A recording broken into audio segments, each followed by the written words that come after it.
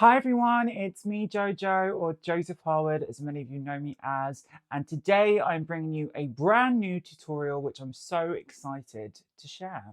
Many years ago I created a concept called the boy to girl tutorial. Now when I started on YouTube there was no videos like this online, there was very limited trans representation or androgynous people or makeup artists like me that were working with celebrities but a little bit outside of the bubble of the mainstream. And I brought this concept because I thought so many people were shocked to look at my pictures and then hear my voice and see my name was Joseph. And I thought, well, if you're all going to go crazy about this, I might as well make it into something legitimate. So I started to create these tutorials where I'd actually fake a boy look, because growing up I looked naturally like a girl. I didn't have any facial hair for years and I had long hair. So I would tie my hair up, I would put on a fake beard, and I would come up with this transformation concept, which was completely original at the time. Lots of my inspirations are from the drag world and from all the performative world and superstars like Bowie and Pete Burns. And I obviously took a lot of reference points for that, but in this format, I started this, and this is what I wanted to share with you today. Now, for many, many years, I have been asked all my secrets about how I do the most softest transformation. And the thing is with me, we have all different faces, so I can't recommend the exact same protocol for everyone. Back in the day, I did a coffee table book with Greg Bailey, where I took all the queens of RuPaul Drag Race, took them out of their drag and made them look more editorial. So I do have a lot of experience with different facial shapes, and one of my favorite ones ever was transforming Francoise Sagat, the gorgeous, gorgeous, gorgeous star, into Madonna, which was something that I was so proud of doing and became a cult classic. Now I'm learning with this new microphone, so I've put it on half volume because I think I might be shouting into it. But if it's not right, I apologize. We're going to have to keep on trying until I get this right, because I'm still learning the way to film everything. But it was such a weird kind of joyful experience to do a tutorial, because I used to do this as a full-time thing for 3 years between 2013, well, it was actually December of 2012, going into 2016, where I was really dealing with a visual impairment, which really took away my social media career. We've healed, so it's good. But it feels very nostalgic, because it's amazing how different culture has changed today. Because in those 3 years, I reached over 110 million views on all my platforms. And I had a collaboration platform. I was the Google homepage. When David Bowie died, I was featured in the Google End of Year Review. I won a reality show called the U Generation Competition with the Transformation Project, and I was doing celebrity makeup routinely. So I reached such a big thing. And when you look at trans people today, like Philosophy Tube, for example, and she got much more subscribers for less views. So it's very interesting when you look at that now, because I think back when I started, I was doing it a little bit before it was commonplace to see someone like me be an expert. And it's kind of bizarre, because I've gone off to do hundreds and thousands of things. So it's interesting. Times have changed. And I was actually watching Plastique Tiara, who I absolutely adore. I've been following her since, I think, before she was on Drag Race, and she was doing more gothic kind of visuals, which is very interesting. And I saw her transformation and I thought, girl, you have gone out there and you've taken this little concept that I created and you've done such an amazing job. And seeing all these beautiful transformations and this wonderful tutorial you're doing, I'm going to have to do one myself. So thank you for inspiring me. And I'm so happy to pass the relay thingy on and do my own version, which is much less drag, much more about creating an androgynous character. My inspirations always come from video games. So a lot of my sketch work that I created when I was a kid really became my later imagery. And actually when I did my MAC collection, I did a series of kind of like snippy little gorgeous sparkly sequin stickers, and each one were sketches of my viral looks. So I looked back through my actual portfolios and things when I was sorting out my website, and I saw that I'd already designed the mermaid. I'd completely forgotten about this. In my sketchbooks, I was drawing mermaids from like a tiny child, and I later did a mermaid look. Then I'm kind of like blending my kind of visuals at the moment. I like the idea of doing more masculine looks, which is a new thing for me, but I also like going back to my androgynous Final Fantasy VIII sorceress look. So I kind of play with the idea of being naturally androgynous, but still beautiful, still with those classic references that I've always interwoven within my looks, but to do just something that feels fresh and together and highlights the best of my features. So I'm going to be doing some more masterclass as things progress, but we're going to be talking about maybe one-on-one stuff because I want to help you guys individually. So anyway, I've written down on my phone all the different things that I've done in my tutorial. So I'm going to try and read it out, and then on the screen, I will show you how to go through it. Hopefully it works out, but if it doesn't, we will have to have a look. Okay, so I start off my face beginning with a fresh shave, and I have a very coarse beard. After my eye injury, I think my body went into fight or flight and overproduced like a flush of testosterone, and I grew a beard like a badger's backside. It was just insane. So I went to get loads of hair removal. I had disasters trying to get my hair removed because I got mixed heritage skin and it burnt my face. So I had chunks missing out of my chin after one. I had to go to court and I got some money from that. Another story for another day. But we kept on going. I tried to get rid of the best I can. I worked with this incredible clinic called Off Clinic, who were very well aware of olive and darker skin tones and really helped take about a chunk of it out. I still have very coarse hair in my facial hair, so it's quite difficult. I can't use things like the Philips One Blade. It doesn't really work on my skin. However, my tips are always soften the hair with a moisturizer or a conditioner for your hair. Use something that really tries to not just coats the hair, but actually puts moisture in the hair follicles and creates a little bit of a silicone barrier for your shaver. So when you're going over the skin, you're not going to cut your skin, even though I always do when I use a fresh razor, which I did today. I used the Harry's one. And then they're going to go in. Now, I did a couple of Vogue features, so I was talking to you guys about my skincare, but basically what I start with is loads and loads of serums at the beginning of the day. I don't then add loads more before I do my makeup because it just makes my makeup feel like it's going to slide off. But one that I really like, especially after shaving, is the Pacifica Ceramide based moisturizer, and that one's great. So I went in with that one today as a sort of base. I then used my very, very old and warm but fabulous Madonna MDNA skincare roller. But it just fits to the contour of your face. It gives you more of a lymphatic drainage massage, which I like before doing any kind of makeup because it makes your skin look snatched, your jawline look perfect. And there we go. Then I go in with the Lyma laser. Now the Lyma laser comes in two sizes. There's a 2,000 and 5,000 pound one. It's non-pain, nothing at all, no sensation, but completely renovates your skin. It's the best thing in the world. Then I went in to priming the skin. Now I used to say primers were a crap marketing thing. They're just like a see-through foundation. And then they changed. And when they started to introduce these sticky foundations and these sticky primers rather, I tried them all. And the one that I love is Milk. Milk do such good products. So I'm using that as a primer. Then I'm going in with Espresso by MAC. Now I use this as an underpainting because the trick with my foundation and my contouring is not to do too much. Every single time I get carried away and I try and do too much, I end up looking like a skeleton or I look really gaunt, and it's not something that looks feminine on me.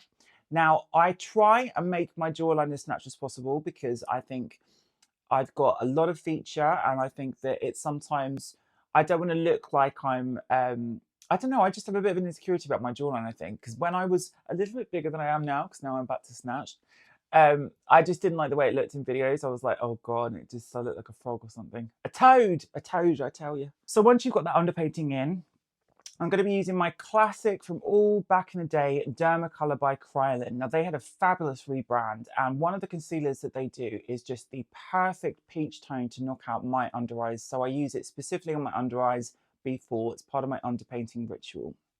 I start to map out the contouring, but again, even when I contour my nose, I feel like sometimes it exacerbates the things I dislike about my nose. I try and keep it as neutral as possible, and for me, it makes me feel more human, or not human, but sort of like super realist, kind of like a digital character. Because you never look at characters on a screen anymore, and they've got really like shaded, like the old school character forms did. They used to have like contours and all the noses and all the old Sims and things. Now they've changed. They look more, obviously more adapted to the tech today, but I want to still keep up with the tech trends, not the beauty trends. So I don't do as much contouring as I used to. Now, this is a bit of a weird one because it's something that I don't talk about enough, but it's something that I used to do many years ago. So when in the UK, there was no foundations in the high street or in the supermarkets or in the big department stores.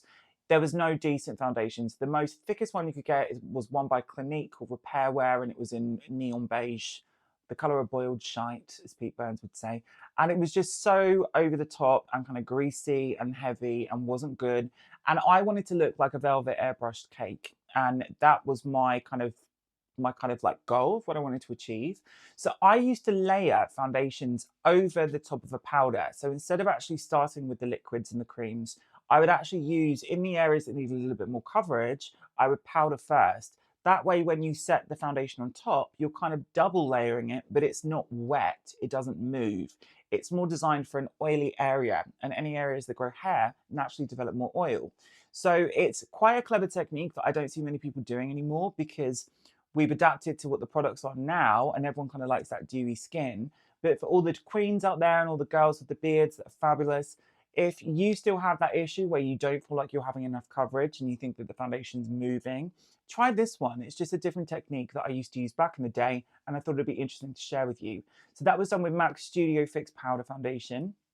And you can use a bit of a brighter color than your actual foundation, because you can use it as a color correcting technique. But again, go with what your gut tells you to, and trial and error, trial in different lights, trial on a webcam. My old technique was use, now you can do it on your phones with all the filters.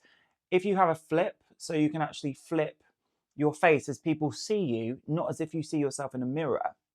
You see what I'm saying? And then compare it to the mirror. Because that way you'll get a brilliant assessment of if your contours aren't symmetrical, your brows aren't symmetrical, and it gives you a reference point to compare and contrast. So I am such a late bloomer to the Haus Labs by Lady Gaga. Now, I did not realise that she put together such a brilliant range, but they are fantastic. And they got fermented arnica in, which is great for the skin. They are kind of like a mixture between the IT Cosmetics Serum Foundation, and I guess they're kind of like that, but they feel a little bit more dense. So you feel like you can build up the coverage better. You can shear it down to literally like your skin but glowy, but I use it in a way, especially over the top of that powder foundation, to really perfect my skin and give it some texture back.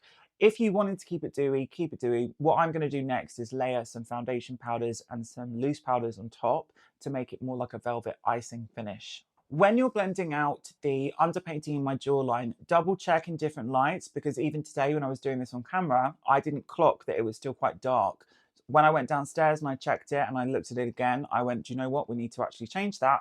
So just double check as you go, because things can look one way in one light and one way in a different light.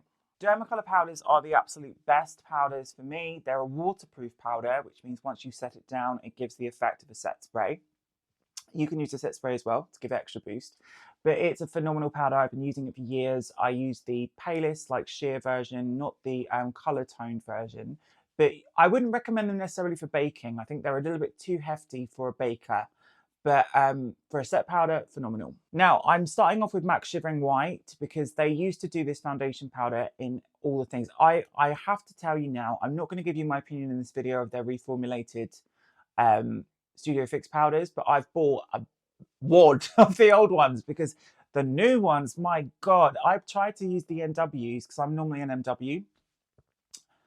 I was horrified. The new versions of all these foundation powders are not for me at all, sadly. So gutted that they've changed it, but I still think Shivering White is a great starting point to start your highlighting, sculpting, which I always do, dragging down the contour of the nose.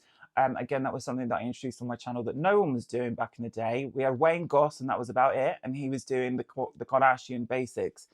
I brought all of that sculptural work to here, and you can go back and look at it if you like, darlings, but it was always about starting with the lights and then building in the shapes and the structures, because once you put your lights in, you can darken them down, but when you put your darks in, you can't lighten them back up as easily. So yes, I always start with the lights. I use NW10, NW20, and NW30, and I use it in different ways. I put the NW20 across all the areas that need extra coverage and need to be flat, so I use a sponge to really pat that into the skin. Then I use the NW30 as my contouring, kind of traditional bronzy shade, and then I go over the Shivering White with NW10, and that's how I bring the light back up, because sometimes on camera I think it looks a bit yellow, and so I bring that warmth back in.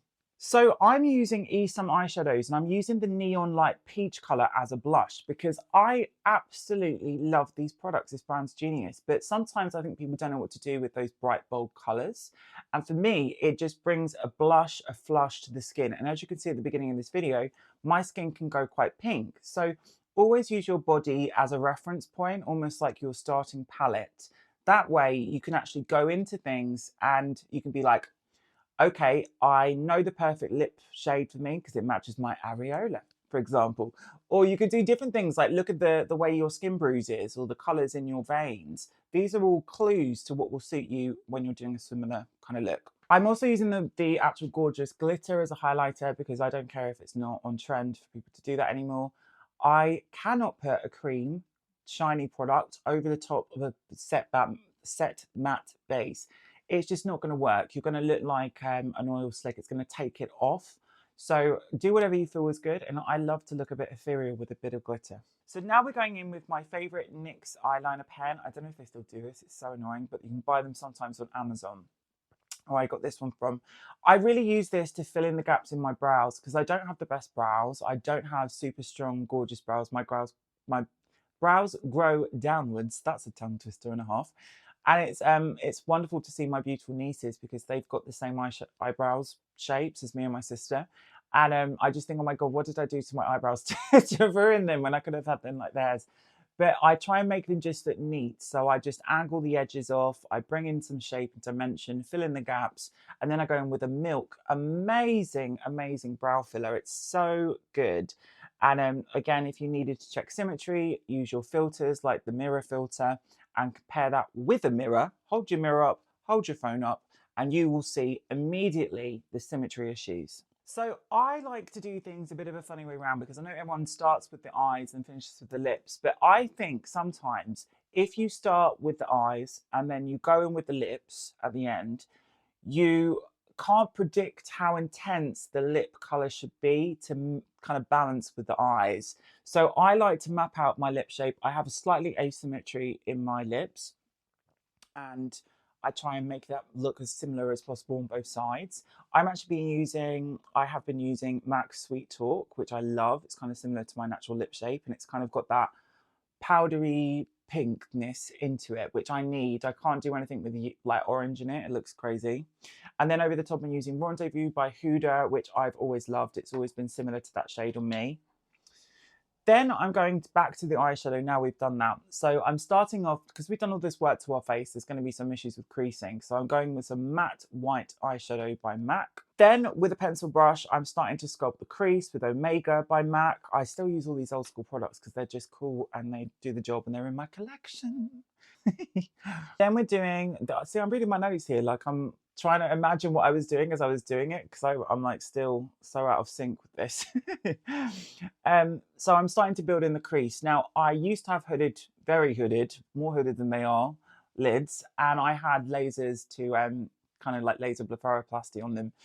I want to get a proper blepharoplasty at one point, but I'm not going to do it for a little while. I think they're going to get a little worse for where as things go on. But I was talking to my friend who's a aesthetics doctor, and I was like, God, they look like scrotums. We've got to fix them. Please do something to my lids. I need them. I need them to be open and bright and gorgeous. But anyway, I'm starting to just map out something that kind of creates that depth that I need. So it's almost like I'm cheating it. So I'm using matte to sculpt. It's not really a crease because I'm actually using it more as an eyelid shape, not as a crease. So I'm kind of painting in a little bit of that. But I bring it up into a cap because I always like to have that Linda Evangelista shape and it suits me. So as I darken the crease with a little bit of espresso, I then go back in with my NW30 powder to warm it up so it gives it a little bit more brightness and sits more seamlessly with the rest of the colour going on my face. I'm using a white glitter from the Esum palette in the corner, which I love. It's actually kind of like a green. It's like a white green. But I thought it'd be nice to have the green with the contrast with the peach and the purple because I knew I'd be having this top on and it's got a little bit of every bit of those colours in. So now I'm adding a little bit more of a shimmer bronze. This is a Little Mermaid and I can't remember which brand it was with, but it's one of the cheaper ones. I think it was from Superdrug that they sent me, the Mermaid. And I just wanted to give some more texture to the areas of my skin that I felt looked too powdery. Then I am curling the lashes. Now I have to curl my lashes now because they are so long since using that laser. I don't know what it does. It just makes your hair grow faster, in my experience anyway. So I curl them because otherwise they just stick out like giraffe lashes. And then I'm going in with my MAC pen liner, as always, old school. I try and extend it so it meets the tail of my brow because I think it's just a classic shape. Once you've got something right the first time, I don't think there's any need to try and do 150 things to change it. And I've always suited that shape, so it's what I go with.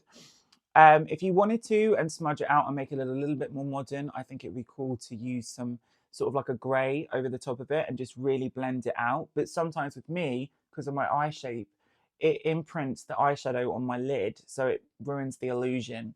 So I've got to be very careful because I can get it perfect when it's in the placement that I'm used to.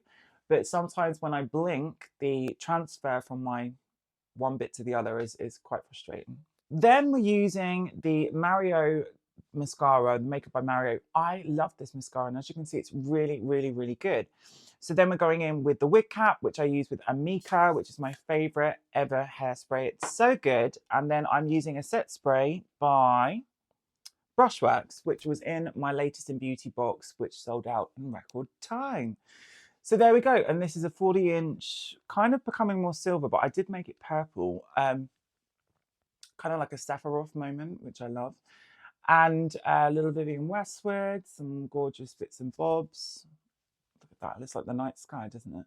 Very fierce. And then we'll talk about perfume, and I think we'll finish. So some of you may know, some of you may not, but I've been working on a perfume now for 2 years. I'm actually on to perfume number 2. Spoke about it in my last video, and I mentioned that I don't love perfumes that are out right now. I find it very difficult to find one for me. And what I've actually seen in the last few years is my favourites change. My favourites being the Mugler Amen. So what I used to wear, this you're going to be shocked by this, but you can imagine I'm quite a character. I need quite a scent. Let's double check everything's together. So I used to wear Amen on the skin. Then I would wear Angel on top. I would have body oil by Angel as well, which I used to spray on all my light bulbs in my houses. And then I would use on top of that either Sucra Angel, or on top of that I'd use Vanilla Eat by Lush. So I used to be really obsessed with that fragrance. They don't do them the same anymore. This is actually an old one. It's not their current Mugler, which they've changed. So I use the old Mugler. If I can get my hands on more, I'm going to. Then I use Kayali Vanilla 28. And then I use Brown Sugar by the gorgeous Saltworks. So that's my combo. So I kind of smell like a cake. And yeah, I think that's all I'm going to do today. So I've got lots coming. Thank you so much for all the love on my recent videos. I've really enjoyed getting back to things. Let me know if there's any feedback you have. I don't know if the audio is going to be great or not, but if it's not, I'm really sorry. I'll try my best to fix it. But yes, thank you guys. I love you all. Thank you for supporting all my projects. I will see you all in my next video, and take care. Yay, we did it. Thank you guys.